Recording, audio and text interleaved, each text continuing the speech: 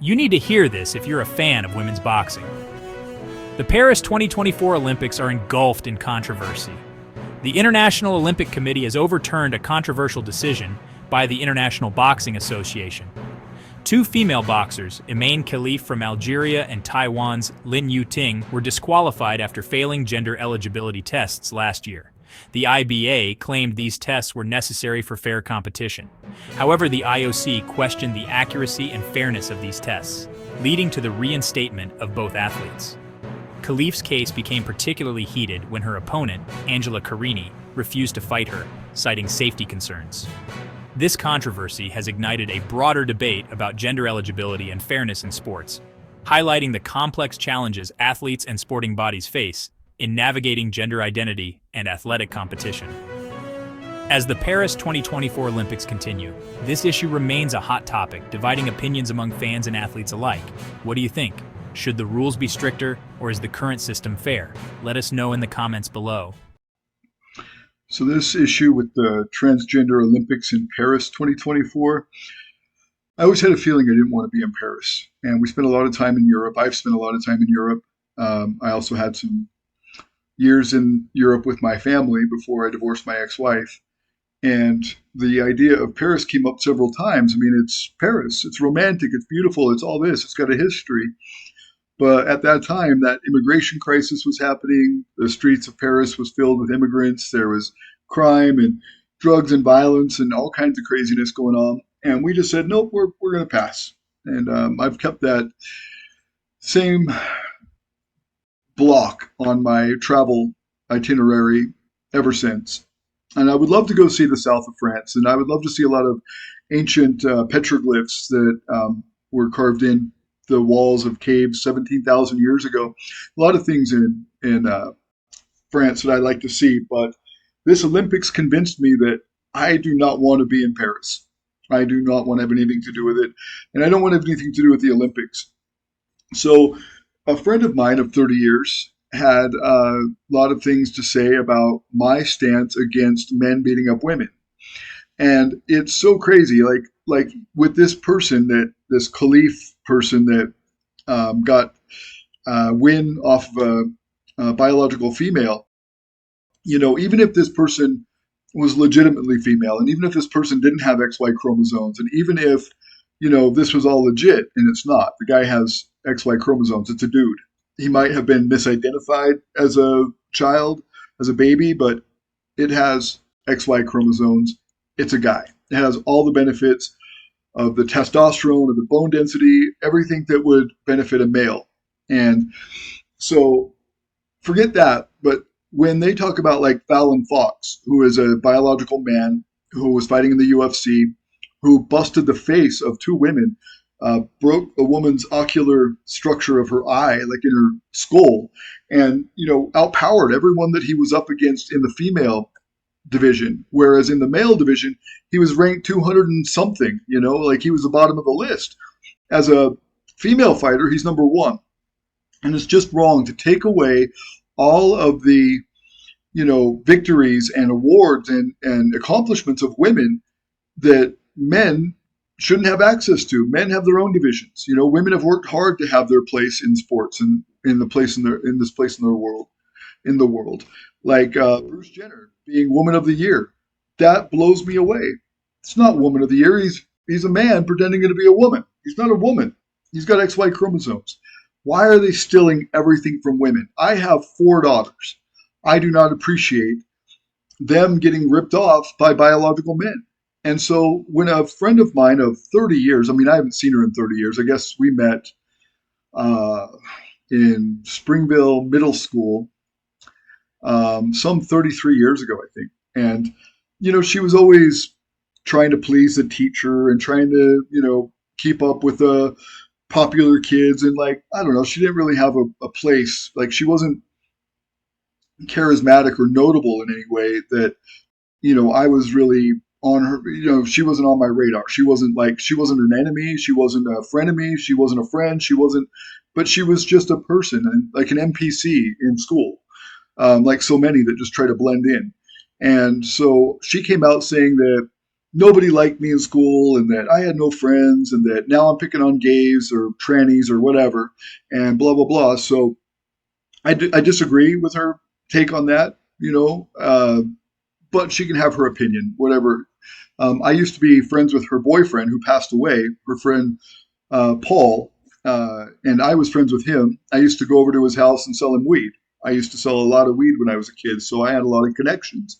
And I would go to his house and I would unload some of my wares on him, and we would sit and smoke and have a good time. And I really liked him. And when they dated, I went to their house a lot. I knew her only basically through him. I mean, I knew her in school, but I didn't really know her. You know what I mean? I knew everybody, but I didn't really know her.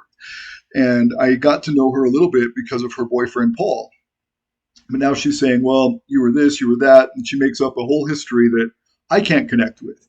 But I just wanted to say, when these people who are transgender activists and they go out of their way to alienate allies who aren't transgender activists, but who are supportive, who are, like for myself, I want freedom and liberty and dignity for all people. I don't want anybody to be excluded. And I've always made videos about this. I've always been, speaking my mind publicly about this ever since YouTube began, basically. And way before that, way before I could put myself out there, on a video or on a public forum or something, I've always supported the rights and liberties of LGB and I guess now T people. Even if I don't agree with their lifestyle, even if I have opposition to their politics, I've always wanted them to have the same rights and liberty that I have. That includes marriage, that includes everything. And so this was my reply to her after she brought my kids into it, lambasted me over my kids, first of all, and said a whole bunch of false things that she doesn't know the first thing about. Like I said, I haven't seen her in 30 years. But this was my reply to her, and I just wanted to kind of outline this, and then I've got some things to say about this transgender Olympics. So I said a conversation with someone else today about men beating up women in sports, just for the record. So since my comment about this video was deleted, I will share it. I had a conversation with my kids about this years ago, starting at minute 9 of this video. And I believe that I have been very understanding, even though I do not agree with the politics here that people can just change genders. But this was a heartfelt conversation with my children since you brought them into this. And if you look at the description, there is 4 other videos that I publicly defended LGBT people, their rights and dignity before gay marriage was even legal. This would be one reason why I may have had problems with anyone in Utah, because I criticized the Mormons over Proposition 8 way back in 2008, and long before that, too, regarding their stance against LGBT and T people. It wasn't always the T's, that's only recently came in, but LG and B people, yes, always defended their rights and dignity. And so I'm going to put these in the description of this video as well. This is that video that I made with my kids where they were like, well, what about the way you feel about this? What about the way you feel about that? And I just gave them my responses. And so this was from years ago. This was a couple years back. And then this is my video from 2008, me versus Proposition 8 with the Mormons trying to overturn gay marriage in California. I lambasted them saying, you guys, fought hard for your polygamy and you lost a battle to have your sexual freedom, your relationship freedom, and now you're persecuting the gays the same way you were persecuted. Why do that to people? I don't get that. And that was this video. That was 2008. That was when my little girl, who's now transgender and 20 years old, that was when she was 4. Okay, she was born in 2004. This video was made in 2008.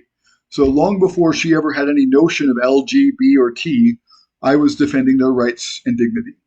This is me versus the LDS Church and the teen suicide rates in Utah. And I talked about the Utah teen silent epidemic of suicide. And I noted that the persecution and the resistance of the Mormons of these people and their lifestyle could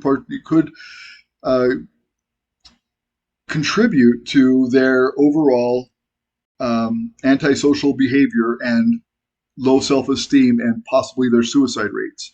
And Utah is one of the highest. And my little brother committed suicide. So it's been a really sensitive topic for me. This is a tattoo that I got for him a long time ago after he passed away. And yeah, it's a real sensitive issue for me. But I also mentioned the gay issue in that and how the Mormons aren't very kind to the gay people. Then my daughter claims, and it's not true, but she claims that I used Leviticus, that a man shall not lie with another man against gay people. And I've never used that. And long before she even mentioned that, long before she was very old and had any interest in this subject, I made this video, Old versus New Testament, and why the Old Testament is not law, circa 2013. And this just talks about how there's an Old Testament, there's a New Testament, and there's a division, there's a separation between the two. And that's because the law was fulfilled by Christ's sacrifice. So the law, the Mosaic law, was fulfilled and no longer pertains. So that was my speech on that one. To prove to her that I would never say that. That's not my stance on things. I don't use Leviticus or any of that Old Testament stuff as any kind of doctrine or law for me personally.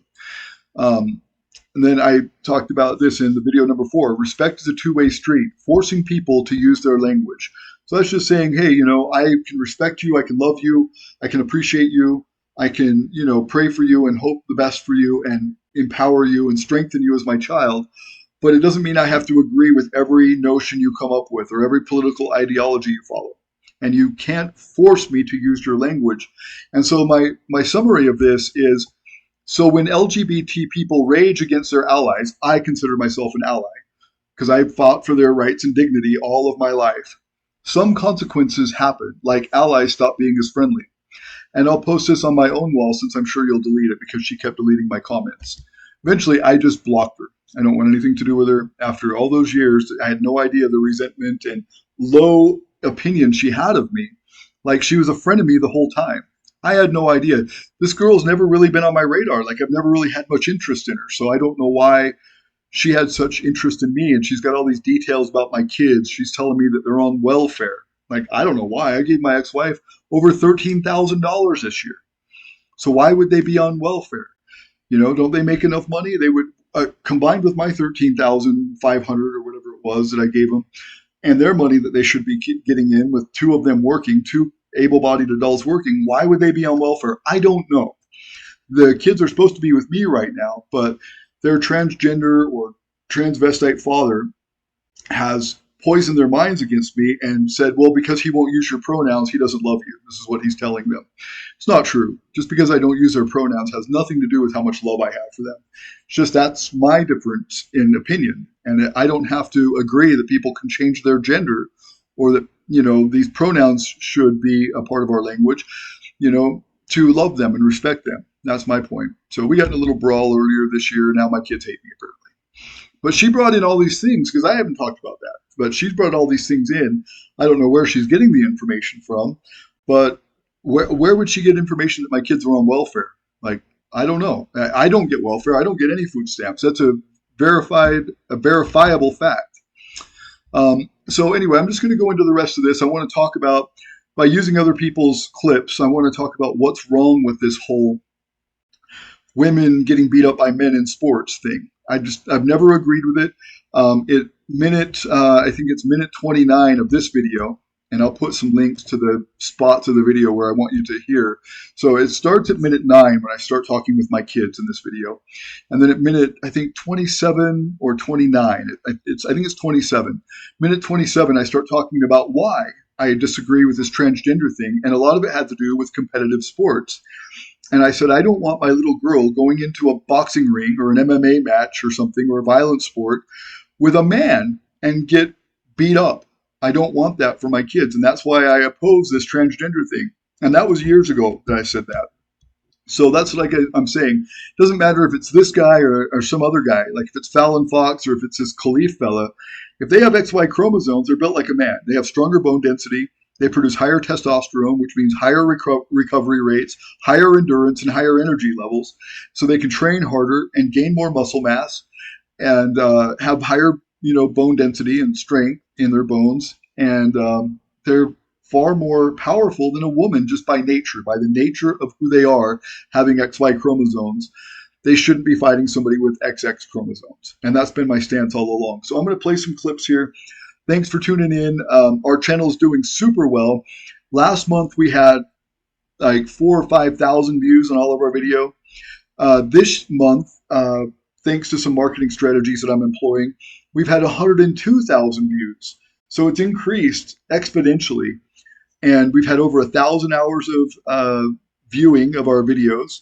And so we're going to continue this momentum. And the more we grow, the bigger the guest we'll have, the bigger the podcast will be.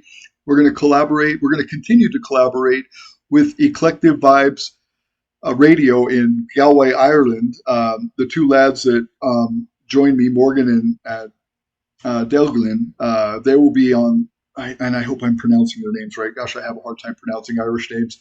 They will be joining me, I believe, on August 13th. You can check us out at disruptarian.com, or you can see us on this channel. We're going to do some live streaming and maybe some call-ins. So check us out at disruptarian.com, and I'll play the rest of this, the clips that I wanted to illustrate for this with the following probably 20 minutes. So hope you stick it through because this is important. Okay, joining me live now is Carrie Williams, former Olympic-level USA boxing coach and founder of Tussle Fight Gear. Carrie, good morning to you. What do you think about this news? Where do you stand? Should she be able to compete? No, I don't believe that any individual that has been tested for gender that failed to prove that they're a woman should not be able to compete against women. So this athlete, the other athlete in question, they did a gender test. It doesn't mean just testosterone. It also means chromosome. They're showing XY chromosomes.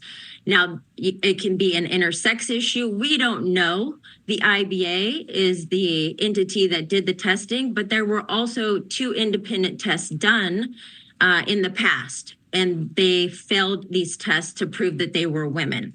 But this controversy right now is talking about the high levels of testosterone. The IOC there even, again, expressing disgust, saying that there are other, issues that women can have or conditions that would have them showing higher levels of testosterone. So why is this coming up now? Why not go to those other potential medical conditions instead of immediately assuming that this woman is transgender? I'm not sure why they're doing this. I don't know if there's an agenda, but the IBA is the entity that is supposed to be governing this right now, but they removed them. The IOC removed them. The World Boxing was supposed to be the entity that is basically saying, if they're women, they're not women.